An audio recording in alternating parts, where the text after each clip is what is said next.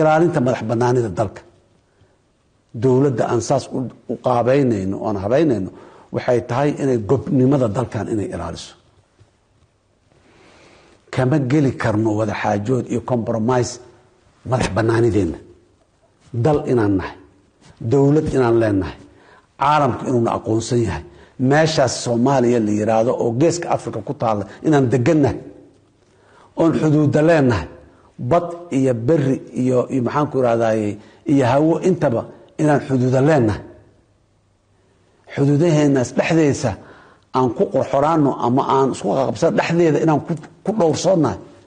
oo sharaf iyo karaamo iyo ciz aan ku leeyahay ma ka galayno muxuu ahaay tanazul ma ka sameynayna taas cidi dalkan horeyna waa u ballan qaadnay waana muujinay waa xaqiijinay inaanan taaka dalka kamida inay baxda inaanan ogolayn mana ogolaanayna haddana mana ogolaan dadka Soomaaliyeedna ma ogola ayagaanan wakiil uga nahay in aanan taaka dalka kamida inaan la bixinin dadka Soomaaliyeed wakiil uga nahay ayagaa mandate noosi ayagaa noo wakiishay ayagaan ugu dhaaranay kutubka Qur'aan Kariimka ah hal hayska Soomaaliya Soomaali baa leh boqolkiiba boqol sax ah macaamilka adduunyada sida u macaamisho waa macaamilena adduunyada sida u macaamisho cid kaligeed meel degan ma jirto dunidaas maxuu ahaay carre edegta noqotaan ka midnahay waa macaamilena laakiin xeerar caalami lagu heshiiyay iyo dad masaalixdeena waxay ku jirtaan dunida kula macaamilena maslaxad dadka la leeyahay sideedaba kula macaamilena anaga dunida dadka kale maslaxadooda ma diidanin laakiin waa in maslaxadeena ay ku jirtaa laakiin ma anagoon maslaxad waxba lahayn cid kale maslaxadeedan dush iska soo saaranayna iyo maslaxad artificial oo jirino been ah Soomaaliya intaasna way ka weyntahay wayna ka gobantahay gobaan nahay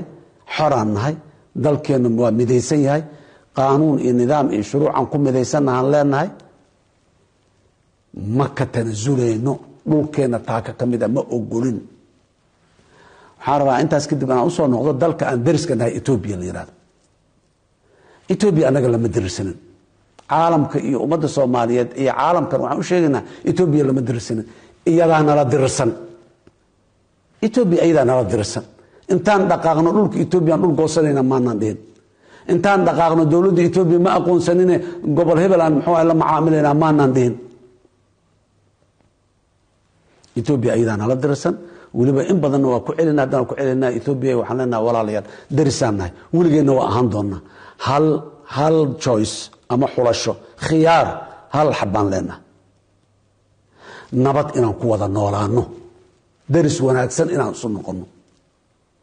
waxa maslaxada naga dhaxeeyo inaan ka wada shaqeysano oo aan wada maslaxaysano masaalix badan Ethiopia dan u ah annagana dan noo ahaan leenahay war aan isku geysano maslaxad aan wada lahaano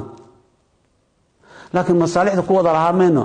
يعني أنجا محاوي تنزل دولكن يدلكن يسوفرنتيجن يمدمدين يمدح بناندين مصلحتنا كم جرت ماشاس عالم كحن وشيجنا إثيوبيا علا ما إن أيدا علنا رأى إثيوبيا دلكن يمدح بناندين يجبني مدين ومصعنا أيدا تين وسعته ما نك أجرانين ما كأجرانين وعكست هذا عن ما كأجرانين وإذا كأسكر بدنا يواديه كران واسو دولينا واديه كران واسو دولي كران لكن ما اوغلانينو